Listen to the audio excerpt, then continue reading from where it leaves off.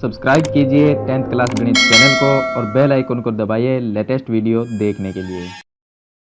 Hello students, आज इस video में हम प्रश्नावली 1.1 के क्वेश्चन को हल करेंगे और ये जो एक्सरसाइज है वो सिलेबस 2023 और 2024 के अकॉर्डिंग है, क्योंकि इस बार 2023 और 24 में जो सिलेबस दिया गया है उनमें काफ़ी कुछ एक्सरसाइज वो हटा दी गई है। तो देखिए, प्रश्नावली 1.1 में प्रश्न नंबर 1 है कि निम्नलिखित संख्याओं को अभाज्य गुणनखंडों के गुणनफल के रूप में व्यक्त करना है। तो पहले हम जो हमें संख्याएं दी गई है उनका अभाज्य गुणनखंड करेंगे। जैसे कि यहाँ पर फर्स्ट क्वेश्चन है इसका 140, तो यहाँ पर हम 140 लेंगे और इसका हम अभाज्य गुणनखंड करेंगे। तो इसमें 2 का भाग देंगे तो ये आ जाएगा 70, इसमें 2 का भाग देंगे फिर आ जाएगा 35, फिर इसमें 5 का भाग देंगे तो 7 आ जाएगा और फिर इसमें 7 का भाग देंगे तो 1 आएगा। तो इस तरह से 140 है उसके अभाज्य गुणनखंड क्या हुए, 2 गुणा 2 फिर गुणा 5 फिर गुणा 7। तो यहाँ पर चलिए हम लिख लेते हैं इसको। जो क्वेश्चन नंबर 1 है 140 के अभाज्य गुणनखंड क्या होंगे, तो 140 के अभाज्य गुणनखंड, इसके अभाज्य गुणनखंड लिखेंगे। तो 140 बराबर हम लिखेंगे 2 गुणा 2 फिर गुणा में 5 और फिर गुणा में 7। अब इसमें 2 है वो 2 बार है, यहाँ पर जो 2 है वो 2 बार है तो इसको हम 2 की घात 2 लिख सकते हैं और फिर गुणा में 5 और गुणा में 7। तो इस तरह से हम अभाज्य गुणनखंडों के गुणनफल के रूप में व्यक्त करते हैं जो संख्या हमें दी गई है। चलिए सेकंड क्वेश्चन है इसका। सेकंड क्वेश्चन में हमें दिया गया है 156। तो 156 के अभाज्य गुणनखंड, तो यहाँ पर इसके हम गुणनखंड करेंगे और जो तरीका है गुणनखंड करने का वो यही है। ये जो विधि है इसको हम अभाज्य गुणनखंड विधि कहते हैं। तो यहाँ पर हम लिखेंगे 156 और 156 में हम भाग देंगे 2 का, तो 15 में चला जाएगा 7 बार और 16 में जाएगा 8 बार। फिर हम 2 का भाग देंगे तो 7 में जाएगा 3 बार, 18 में चला जाएगा 9 बार। फिर हम 3 का भाग देंगे तो 39 में जाएगा 3 का भाग 13 बार और 13 में 13 का ही भाग जाएगा 1 बार। तो 156 के अभाज्य गुणनखंड हुए 2 गुणा 2 फिर गुणा 3 फिर गुणा में 13। तो इसको हम यहाँ पर लिख देंगे। इसके जो अभाज्य गुणनखंड है वो है 2 गुणा 2 फिर गुणा में 3 और गुणा में 13। यहाँ पर जो 2 है वो 2 बार है, इसलिए हम इसको 2 की घात 2 लिख सकते हैं और गुणा 3 फिर गुणा में 13। तो ये इसका आंसर हो जाएगा। चलिए अगली जो संख्या है वो हमारे पास में क्वेश्चन नंबर 3 है इसका 3825। इसके हम अभाज्य गुणनखंड करेंगे के अभाज्य गुणनखंड, इसके अभाज्य गुणनखंड लिखेंगे। तो देखिए हमारे पास में है 3825। अब यहाँ पर देखिए 3825 में सबसे छोटी कौन सी संख्या का भाग जाएगा, तो इसके लास्ट में देखिए एक विषम संख्या है इसलिए इसमें 2 का भाग तो जा नहीं सकता, तो हम इसमें भाग देंगे 3 का। अगर 3 का ना जाए तो उससे बड़ी संख्या का देंगे। तो 3 का भाग 3 में चला गया 1 बार, 8 में चला जाएगा 2 बार, फिर 22 आएगा तो 22 में चला जाएगा 7 बार और 15 में चला जाएगा 5 बार। फिर हम दोबारा इसमें 3 का भाग देंगे तो 12 में चला जाएगा 4 बार और 7 में चला जाएगा 2 बार और 15 में चला जाएगा 5 बार। अब 425 एक ऐसी संख्या जिसमें 3 का भाग तो जाएगा नहीं, तो हम इसमें भाग देंगे 5 का। 5 का अगर भाग देते हैं तो 42 में जाएगा 8 बार और 25 में जाएगा 5 बार।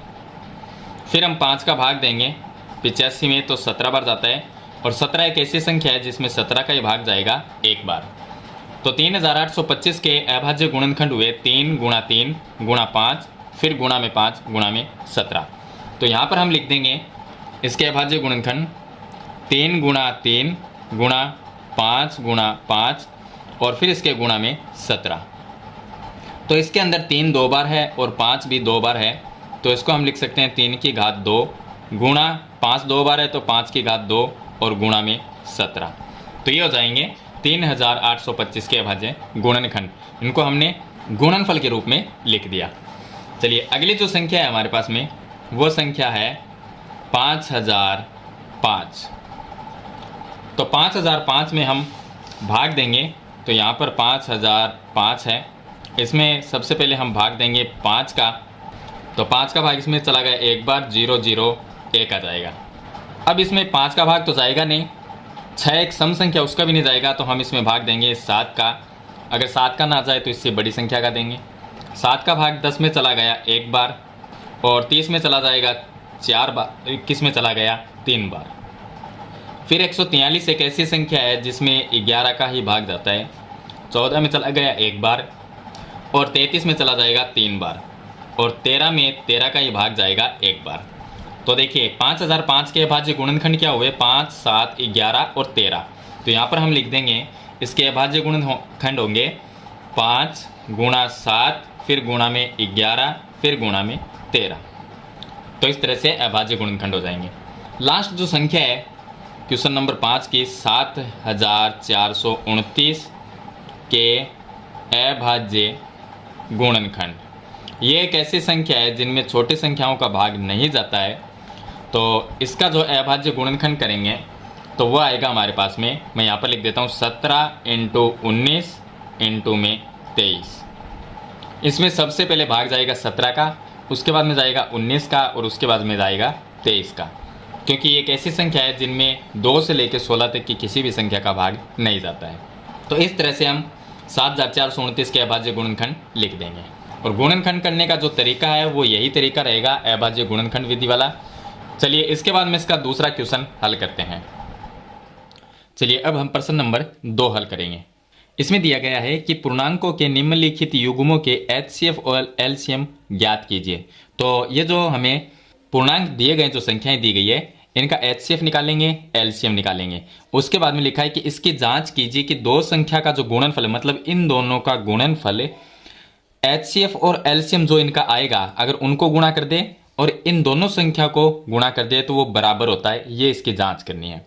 तो सबसे पहले हम क्या करेंगे, इन दोनों संख्या का 26 और 91 का HCF और LCM ज्ञात करेंगे। तो इसके लिए हमें क्या करना होगा, इसका हल देखिए। इसमें हमें 26 के अभाज्य गुणनखंड करने होंगे। तो यहाँ पर हम लिख देंगे 26 है, 26 के अभाज्य गुणनखंड, इसके हम अभाज्य गुणनखंड करेंगे। तो इसके जो अभाज्य गुणनखंड आएंगे वो हो जाएंगे 26 बराबर 2 गुणा 13, क्योंकि 13 दूनी 26 होता है, और 13 के गुणनखंड होंगे नहीं क्योंकि 13 13 ही रहेगा। इसी तरह से हम 91 के गुणनखंड करेंगे, 91 के अभाज्य गुणनखंड। तो 91 के अभाज्य गुणनखंड होंगे 7 गुणा 13, ये हो जाएंगे, क्योंकि 13 को 7 से गुणा करेंगे तो 91 आएगा। अब 7 से पहले ऐसी कोई संख्या नहीं है जिसका भाग 91 में जाता हो, तो 7 का जरूर जाएगा 13 बार, फिर 13 में 13 का भाग जाएगा। अब इनका पहले तो हम एलसीएम ज्ञात करते हैं, इनका एलसीएम। तो इसका एलसीएम क्या होगा, एलसीएम इसका होगा, यहाँ पर देखिए इसके अंदर 2 गुणा 13 है और ये है 7 गुणा 13। तो हम क्या करते हैं, संख्या की बड़ी घात देखते हैं। तो इसकी घात भी 1 है, यहाँ पर 13 की घात भी 1 है, और 91 के अभाज्य गुणनखंड में 7 की घात 1 है और 13 की घात भी 1 है, मतलब 13 एक बार है, 7 एक बार है, तो 13 की घात 1, 7 की घात 1 होगा। अब यहाँ पर जिसकी बड़ी घात होती है वो हम एलसीएम में लेते हैं। तो देखिए यहाँ पर 2 की घात 1 है, तो ये घात बड़ी हुई 0 से, क्योंकि इसके अंदर 2 नहीं है।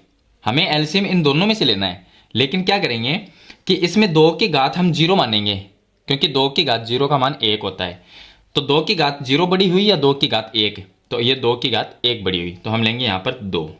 फिर उसके बाद में गुणा, यहाँ पर 13 की घात 1 है और इसके अंदर भी 13 की घात 1 है, तो यहाँ पर 13 ही ले लेंगे, 13 की घात 1 ले लेंगे, मतलब 13। यहाँ पर देखिए 7 की घात 1 है और इसमें 7 की घात 0 है, क्योंकि 7 है ही नहीं, तो इसमें 7 की घात 0 और इसमें 7 की घात 1, तो हम 7 को ले लेंगे। तो 7 पहले लिखना था इससे। अब इन तीनों को हम गुणा कर देंगे, गुणा करेंगे तो ये आ जाएगा 182, ये तो इसका एलसीएम होगा। और अब निकालते हैं इसका एचसीएफ। एचसीएफ में जो संख्या एक जैसी मिलेगी, अब देखिए इन दोनों में क्या है, 2 गुणा 13 और इन दोनों में 7 गुणा 13, तो एक जैसी कौन सी है, 13 और 13 एक जैसी संख्या है। अब 13 की घात हम छोटी से छोटी देखेंगे, तो इसमें भी 13 की घात 1 है और इसमें भी 13 की घात 1 है, तो वो 13 की घात 1 का मतलब हो गया 13, तो इसका एचसीएफ क्या होगा, 13 हो जाएगा। अब इसकी करेंगे जांच। तो जांच के लिए हम क्या करते हैं कि पहली संख्या, फर्स्ट संख्या गुणा दूसरी संख्या, मतलब कि दोनों संख्याओं का गुणनफल, जो हमें संख्या 26 और 91 दी, इन दोनों का गुणनफल बराबर आना चाहिए HCF गुणा LCM के। तो पहली संख्या हमारी 26 गुणा दूसरी संख्या है 91 और बराबर HCF आया था 13 और इसका LCM आया था 182, ये आया था। अब दोनों को गुणा करके देख सकते हैं। तो देखिए इन दोनों का गुणनफल करेंगे, इन दोनों संख्याओं को गुणा करेंगे तो आ जाएगा 2366 बराबर, और HCF LCM को गुणा करेंगे तो भी आएगा 2366। इसका मतलब दोनों संख्या का गुणनफल बराबर होता है HCF गुणा LCM के। तो इस तरह से इसकी जांच करेंगे। सेकंड क्वेश्चन का हल देखिए। सेकंड क्वेश्चन का हल, इसमें 510 और 92 है। पहले तो हम 510 के अभाज्य गुणनखंड करेंगे, अभाज्य गुणनखंड। तो 510 के अभाज्य गुणनखंड कर देंगे तो इसके अभाज्य गुणनखंड आएंगे 2 गुणा में 3 गुणा 5 और गुणा में 17, और इसी तरह से 92 के अभाज्य गुणनखंड करेंगे तो इसके आ जाएंगे 2 गुणा 23। अब ये कैसे है वो मैं आपको बता देता हूं। तो अभाज्य गुणनखंड विधि हम काम में लेते हैं। देखिए 510 के कैसे होंगे, यहां पर हम लिखेंगे 510 और 510 में कितने का भाग जाएगा, पहले 2 का भाग जाएगा। तो 5 में 2 का भाग जाएगा 2 बार, फिर 11 में जाएगा 5 बार और 10 में जाएगा 5 बार। अब 255 में लास्ट 5 है तो इसमें 2 का भाग तो जाएगा नहीं, तो हम भाग दे देंगे इसके अंदर 3 का। 3 का भाग यहाँ पर 25 में 8 बार जाएगा, 8 तेरी 24, और 15 में जाएगा 5 बार। फिर उसके बाद में 5 का भाग 85 में चला जाएगा 17 बार, और 17 का भाग जाएगा 17 में 1 बार। तो 510 का अभाज्य गुणनखंड 2, 3, 5 और 17, मैंने यही लिखा है 2, 3, 5 और 17 गुणा के रूप में लिखेंगे। इसी तरह से 92 का निकालेंगे तो सभी के अभाज्य गुणनखंड इसी तरह से निकलते हैं। चलिए अब यहां पर देखिए हमने 510 और दूसरी संख्या है हमारे पास में 92, इसके अभाज्य गुणनखंड तो हमने कर लिए। अब यहां पर निकालना है हमें, पहले निकालेंगे इसका LCM। LCM क्या आएगा, LCM में देखिए इसमें सभी संख्या अलग अलग है, मतलब इसकी घात भी 1 है और 3 की घात 1, 5 की घात 1, 17 की घात भी 1 है। यहां पर देखिए 2 बार है तो इसको हम लिख सकते हैं 2 की घात 2, मतलब 2 कितनी बार है, 2 बार। और यहाँ पर जो 23 है वो 1 बार है तो 23 की घात 1 लिख सकते हैं। अब इसके अंदर देखिए 2 है, इसकी घात 1 है और इसमें 2 की घात 2 है, तो LCM में बड़ी घात लेंगे, मतलब कि 2 की घात 2 लेंगे। फिर गुणा, इसमें देखिए 3 की घात 1 है और इसके अंदर 3 है ही नहीं, मतलब 3 की घात 0, तो 3 की घात 1 बड़ी हुई, 3 की घात 1 का मतलब 3। इसके अंदर 5 भी है और इसमें 5 नहीं है, मतलब कि इसमें 5 की घात 0 है, इसमें 5 की घात 1 है, तो यहाँ पर हम 5 भी लिखेंगे। अब यहाँ पर इसमें 17 है और 17 की घात 1 है, तो इसका मतलब इसके अंदर 17 है ही नहीं, यानी कि 17 की घात 0 है, तो बड़ा कौन हुआ, 17 की घात 1, मतलब 17। LCM में वो भी लेंगे। और इसके अंदर 23 है, लेकिन ऊपर वाले में 23 नहीं है इसके गुणनखंड में, तो 23 की घात 1 बड़ी है, तो हम क्या लेंगे, 23 लेंगे, क्योंकि इसके अंदर 23 की घात क्या है, 0 है। अब इसको हम लिख सकते हैं 2 का स्क्वायर, मतलब कि ये हो जाएगा 2 × 2, फिर गुणा में ये 3, गुणा में 5, गुणा में 17 और गुणा में 23। तो इनको गुणा करेंगे तो या इनका जो गुणनफल आएगा, इसका गुणनफल आ जाएगा 23,460। इनको गुणा करना पड़ेगा सभी को। तो ये तो हो गया LCM। अब निकालते हैं इसका HCF। HCF में हम क्या देखेंगे, जो संख्या सेम होती है, मतलब इसमें देखना है और इसके अंदर देखना है, जो अभाज्य गुणनखंड है उसमें, इसमें ये देखना है कि जो संख्या एक जैसी होगी और उसकी घात जो छोटी होगी वो लेंगे। इसके अंदर 2 है, इसमें भी 2 है, लेकिन 2 की घात छोटी कौन सी है, ये 1, मतलब कि 2, तो ये HCF में आएगा। इसमें 3 है लेकिन इसमें 3 है नहीं, 5 इसमें है लेकिन इसमें 5 नहीं है, वो भी नहीं लेंगे। 17 इसमें नहीं है, इसके अंदर 23 है लेकिन इसमें 23 नहीं है, तो यहाँ पर HCF क्या आएगा, इसका HCF 2 आएगा। अब इसकी जांच करने के लिए हम क्या करेंगे, जो हमारी संख्या है 510 और 92, यहाँ पर लिख देंगे जांच।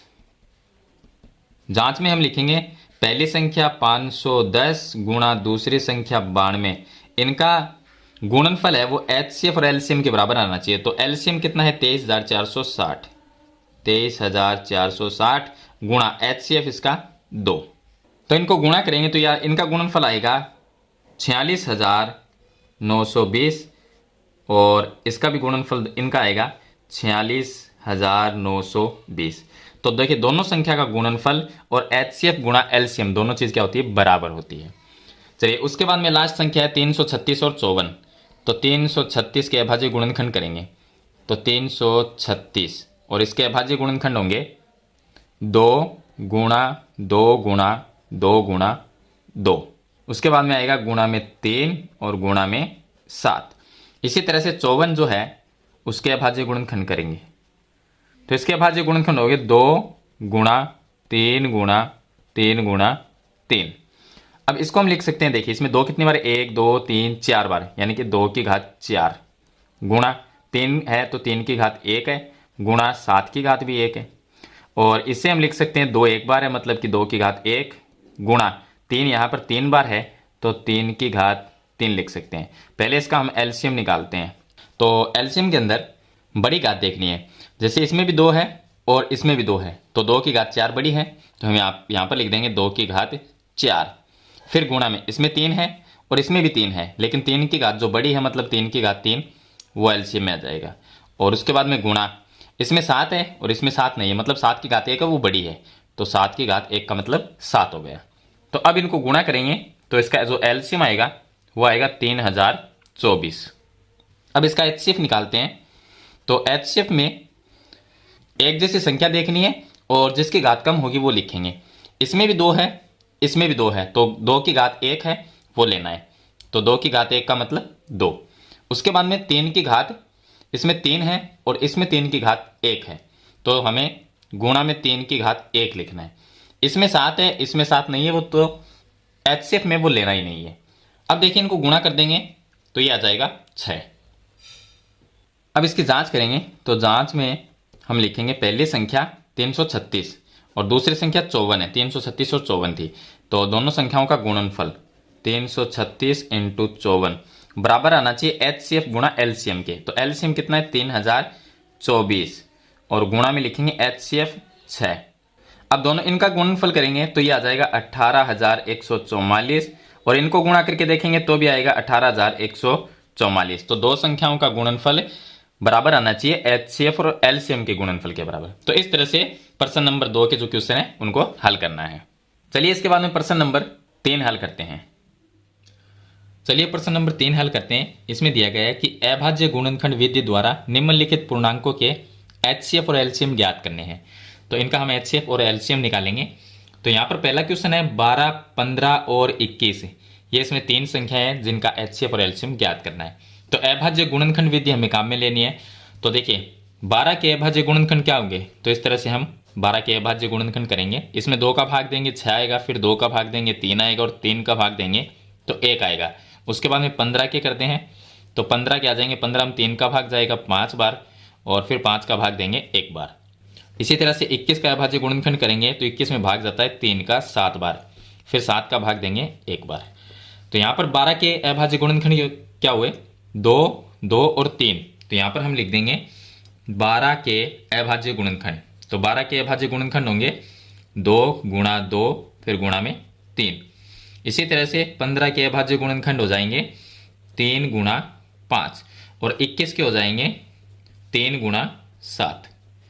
अब देखिए यहाँ पर 2 बार है तो इसको हम 2 की घात 2 लिख सकते हैं और गुणा में 3 आ जाएगा। और ये यहाँ पर 3 गुणा 5 ही है और ये 3 गुणा 7 है। अब पहले हम निकालते हैं इसका एलसीएम।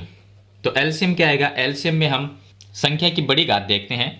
इसके अंदर 2 है मतलब 2 की घात 2 है, इसके अंदर 2 की घात 0, अगर 2 ना है तो 2 की घात 0 और इसके अंदर भी 2 की घात 0 है, तो 2 की घात 2 बड़ी हुई तो ये ले लेंगे एलसीएम में।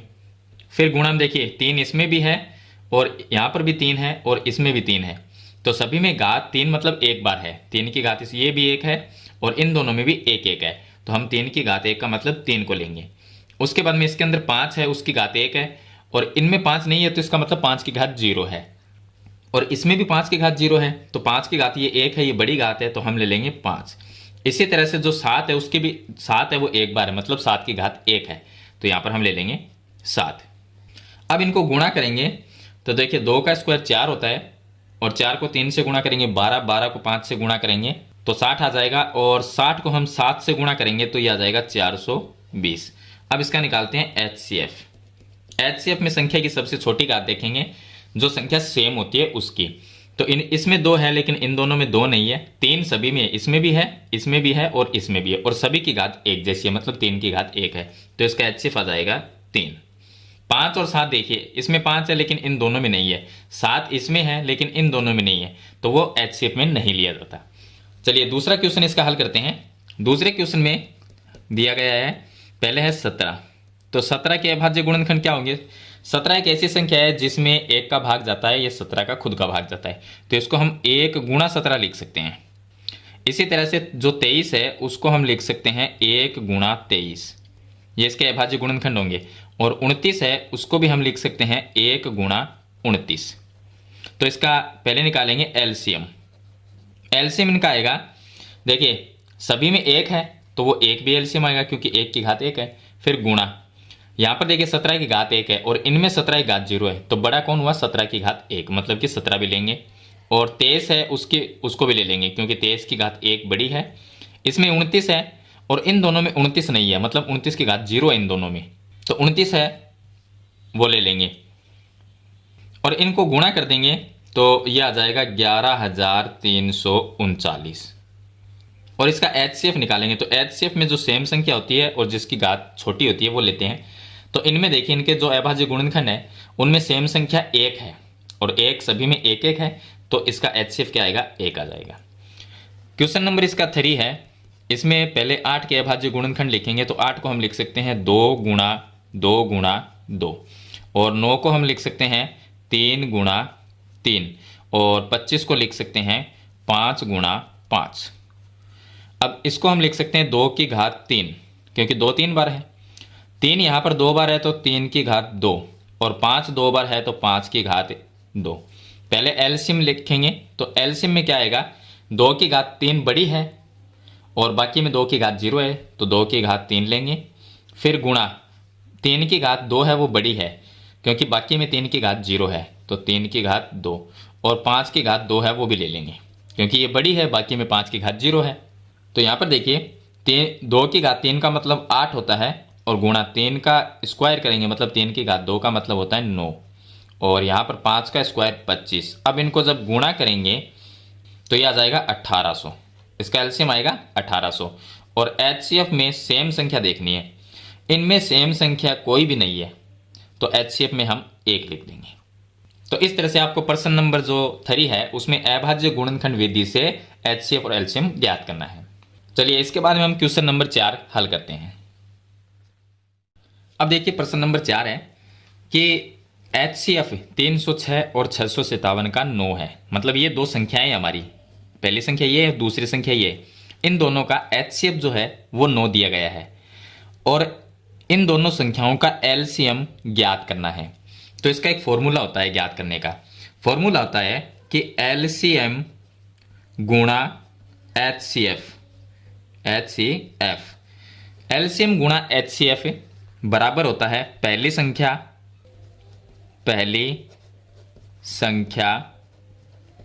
और गुणा में दूसरी संख्या, यह इसका एक फॉर्मूला होता है, दूसरी संख्या। इस फॉर्मूले को कैसे भी लिख सकते हैं, पहली संख्या गुणा दूसरी संख्या बराबर HCF गुणा LCM भी लिख सकते हैं, और HCF गुणा LCM बराबर पहली संख्या गुणा दूसरी संख्या भी लिख सकते हैं। अब यहां पर देखिए LCM ज्ञात करना है तो इसकी जगह हम LCM लिखते हैं, और गुणा में HCF है इसका 9, तो ये 9 लिख देंगे, और बराबर में पहली संख्या 306 गुणा में दूसरी संख्या 657। अब ये 9 गुणा में भाग में चला जाएगा तो यहां पर आ जाएगा LCM बराबर 306 गुणा 657 और बट्टे में आ जाएगा 9। अब 9 का भाग अगर हम 306 में देते हैं तो 30 में जाएगा, 9 30 27 यानी 3 बार, और फिर 36 रह जाएगा और 36 में जाएगा 4 बार। 306 में 9 का भाग 34 बार जाता है, तो ये आ जाएगा LCM बराबर 34 और 657 को गुणा कर देंगे तो 34 गुणा 657, इन दोनों को गुणा करेंगे तो LCM आ जाएगा 22,338, ये इसका LCM होगा। तो इस तरह से प्रश्न नंबर 4 में 2 संख्याएं दी गई है, उनका HCF दिया गया है और LCM इस सूत्र से हम ज्ञात कर सकते हैं। चलिए इसके बाद में इसका क्वेश्चन नंबर 5 हल करते हैं। चलिए अब इसका क्वेश्चन नंबर 5 हल करते हैं। इसमें लिखा है कि जांच कीजिए कि क्या किसी प्राकृत संख्या n के लिए संख्या 6 की घात n, ये एक संख्या है 6 की घात n, अंक 0 पर समाप्त हो सकती है। इसका मतलब ये है कि अगर प्राकृत संख्या n है, अब प्राकृत संख्या को हम 1 से लिखते हैं, जैसे प्राकृत संख्या हम n से लिखते हैं तो n बराबर हम लिखते हैं 1 2 3, इस तरह से आगे चलते रहते हैं। तो ये सभी प्राकृत संख्या है। यहाँ पर हमें एक संख्या दी गई है कि 6 की घात n अंक 0 पर समाप्त होती है। अगर इस n की जगह हम कोई भी एक प्राकृत संख्या लिखें तो उसका जो उत्तर आएगा वो 0 पर समाप्त होगा या नहीं। मतलब ये कह रहा है कि 0 पर समाप्त हो सकती है। तो अगर कोई संख्या 0 पर समाप्त होगी, कोई भी संख्या का अगर उत्तर आता है या कोई संख्या लिखी हुई है, अगर वो 0 पर समाप्त होती है, इसका मतलब उसमें 5 का भाग जाएगा ही जाएगा। जैसे कि हम कोई भी संख्या ले लें, 50 ले लिया, ये 0 पर समाप्त हो रही है, इसका लास्ट अंक क्या है 0। ये 0 पे समाप्त होती है तो इसके अंदर 5 का भाग जरूर जाएगा। कोई भी संख्या ले सकते हैं आप, यहाँ पर हम 70 ले सकते हैं, इसमें भी 5 का भाग जाएगा। कोई और संख्या ले सकते हैं जिसका लास्ट अंक क्या हो 0 हो, मतलब 0 पर समाप्त होती हो, तो उसके अंदर 5 का भाग जाएगा ही जाएगा।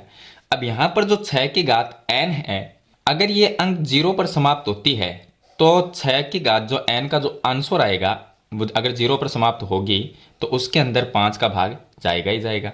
तो हम यहाँ पर लिख देंगे यदि 6 की घात n अंक 0 पर समाप्त होती है, 0 पर समाप्त होती है, समाप्त होती है, तो वह 5 से विभाज्य होगी। मतलब कि उसके अंदर 5 का भाग जाएगा, 5 से विभाज्य होगी। लेकिन ये जो 6 की घात n है, 6 की घात n है, इसमें अगर हम 6 के अभाज्य गुणनखंड करें, अगर हम 6 के अभाज्य गुणनखंड करें तो 6 के अभाज्य गुणनखंड क्या होंगे 2 गुणा 3, ये तो अभाज्य गुणनखंड होंगे। अब देखिए 6 के अभाज्य गुणनखंड 2 गुणा 3 है तो इसके अंदर 5 की कोई जगह नहीं है। अगर जिस संख्या में 5 का भाग जाता है या जो 0 पर समाप्त होती है उसमें 5 का भाग जाएगा, लेकिन उसके अंदर अगर उसके अभाज्य गुणनखंड करेंगे तो उसमें 5 जरूर आएगा। लेकिन जो 6 है उसके अंदर देखिए उसके गुणनखंड करते हैं अभाज्य तो 2 गुणा 3 आता है, इसके अंदर 5 नहीं है। इसका मतलब कि इस संख्या में 5 का कोई स्थान ही नहीं है। अगर इसके अंदर 5 नहीं है अभाज्य गुणनखंड में तो इसके अंदर 5 का भाग जा नहीं सकता। तो हम यहाँ पर लिखेंगे कि 6 की घात n है, 6 की घात n का कोई भी गुणनखंड, कोई गुणनखंड 5 नहीं है, नहीं है। यानी कि अगर इसके अभाज्य गुणनखंड में 2 गुणा 3 आता है, 5 तो आता नहीं है। अगर इसके गुणनखंड में 5 है ही नहीं तो ये 5 से विभाज्य कैसे होगी? क्योंकि जिस संख्या में लास्ट का अंक है, अगर 6 की घात n का है वो 0 पर समाप्त होती है, अगर लास्ट का अंक 0 आता है तो उसमें 5 का भाग जरूर जाता है और उसका जो गुणनखंड है वो 5 जरूर होगा। लेकिन यहाँ पर 6 के अभाज्य गुणनखंड में 2 और 3 ही आता है, 5 नहीं आता है। तो इसका मतलब इसका कोई भी गुणनखंड 5 नहीं है। अगर इसका गुणनखंड 5 नहीं है तो 6 की घात जो n है वो 0 पे समाप्त नहीं हो सकती। तो इसका लास्ट आंसर हम यही लिखेंगे 6 की घात n अंक 0 पर समाप्त नहीं हो सकती, ये इसका लास्ट आंसर होगा। तो यहाँ पर हम लिख देंगे संख्या 6 की घात जो n है वो अंक 0 पर समाप्त नहीं हो सकती, क्योंकि जो 0 पर समाप्त होगी उसमें 5 का भाग जाएगा। तो यही तो चीज़ मैंने यहाँ पर लिखी थी, जो 0 पर समाप्त होगी उसमें जरूर 5 का भाग जाएगा और जिसमें 5 का भाग जाएगा उसका गुणनखंड 5 जरूर होगा। लेकिन 6 के गुणनखंड जो 6 हमें दिया गया है उस 6 के अभाज्य गुणनखंड में 5 नहीं आता है, इसलिए 6 की घात n है उसका कोई भी गुणनखंड 5 नहीं है, उसका गुणनखंड 5 नहीं हो सकता। अगर उसका गुणनखंड ही 5 नहीं है तो उसके अंदर 5 का भाग जाएगा ही नहीं और वो 0 पर समाप्त भी नहीं होगी। तो यहाँ पर हम लिख देंगे संख्या 6 की घात n अंक 0 पर समाप्त नहीं हो सकती। चलिए इसके बाद में हम क्वेश्चन नंबर इसका 6 हल करते हैं। अब देखिए प्रश्न नंबर 7 है, एक छोटा सा क्वेश्चन है कि व्याख्या कीजिए कि 7 गुणा 11 गुणा 13 प्लस 13 और 7 गुणा 6 गुणा 5 गुणा 4 गुणा 3 गुणा 2 और गुणा 1 प्लस 5 भाज्य संख्याएं क्यों हैं। मतलब ये संख्या भाज्य क्यों, इनमें भाग क्यों जाता है, इसका कारण बताना है। तो देखिए इसका कारण ये है कि सभी संख्याएं क्या है गुणा के रूप में है। तो अगर इसमें इनमें से कॉमन देखें, कॉमन क्या आ सकता है, जो भी संख्या कॉमन आएगी उसी संख्या का इसमें भाग जाएगा। इसका मतलब ये भाज्य संख्या, भाज्य कौन होगी जिसमें एक कॉमन आ सकता है। तो पहली संख्या ये देखते हैं इसके अंदर कॉमन क्या है। पहली संख्या है 7 गुणा 11 गुणा 13 प्लस 13। अब देखिए इस साइड में संख्या गुणा में है और यहां पर प्लस के बाद में 13 है, तो दोनों तरफ से हम 13 को क्या कर सकते हैं, कॉमन ले सकते हैं। अगर हम 13 को कॉमन लेंगे तो रह जाएगा 7 गुणा 11 गुणा, ये 13 कॉमन आ जाएगा तो इसकी जगह 1 रह जाएगा और प्लस यहां पर भी 1 रह जाएगा। अब इस संख्या के अंदर ये जो संख्या है इसमें देखिए 13 है वो कॉमन आया है, मतलब इसका एक गुणनखंड क्या है, 13 है। अगर इसका गुणनखंड 13 है तो इसके अंदर 13 का भाग पूरा पूरा जाएगा, इसके अंदर 13 का भाग क्या जाएगा, पूरा पूरा भाग चला जाएगा। इसलिए ये जो संख्या है वो संख्या क्या हुई, भाज्य संख्या हुई, मतलब इसमें भाग जाता है, भाज्य संख्या है ये। चलिए इसी तरह से अगली संख्या को चेक करेंगे। ये जो संख्या है इसके अंदर देखिए इस साइड की संख्या यहां तक और इस साइड में प्लस के बाद में 5 है, तो 5 इस साइड में भी है ये रहा यहां पर, और 5 इस साइड में भी है प्लस के बाद में, बीच में यहां पर प्लस का चिन्ह है, तो दोनों तरफ से 5 को हम कॉमन ले सकते हैं। अगर हम 5 को कॉमन लेंगे तो पीछे क्या रहेगा, 7 गुणा 6, यहां पर लिखेंगे 7 गुणा 6। 5 हमने कॉमन लिया तो इसकी जगह 1 आ जाएगा, फिर गुणा में 4 गुणा में 3 फिर गुणा 2 फिर गुणा 1 और प्लस के बाद में ये 5 कॉमन आ गया तो इसकी जगह 1 रह जाएगा।